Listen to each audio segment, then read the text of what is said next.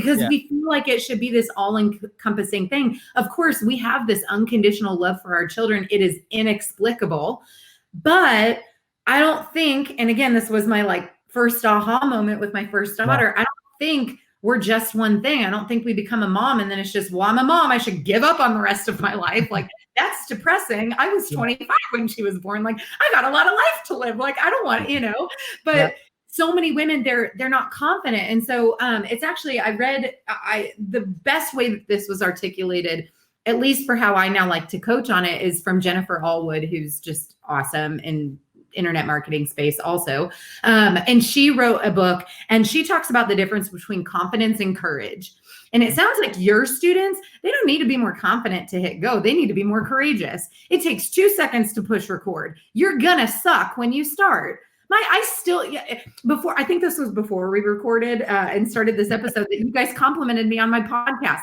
I still hate my podcast. I really do, because I'm still finding my groove. Like, it's new for me. I'm still trying to find like my podcast voice. I love my YouTube show. We've been working on that. It's almost 2 years. I love my YouTube show because I'm in a flow. It feels good.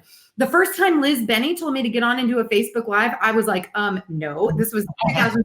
I'm like, no. And she's like, you're going to do it. And I'm like, you know what? I gave you all my money I don't have. I am going to do it, And so that's that necessity. Like, are you coachable?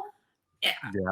Like, if you're listening to coaches and mentors, you two or whoever, like, do what they freaking say. Like, if they're telling you to do something, it's probably because they know better. And so I lovingly remind my audience of that. But again, you don't have to be confident. You don't have to know everything. You are going to suck, but you're going to get more confident the more that you do it. And Russell Brunson actually talks about, I forget where I heard him say this, but it's good to start when you don't have an audience, because then no one's paying attention to you anyway.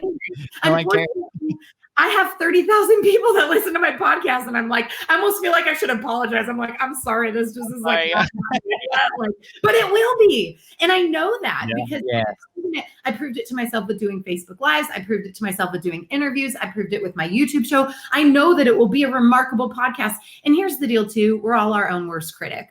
Everybody else is like, if anybody else watching this interview has ever heard my podcast, they're probably like, your podcast is fine. But I'm like, it's garbage, just, because we're hard on ourselves. But it will get to a place where I'm at least pleased with it, because I will get more comfortable not seeing anything when I record it.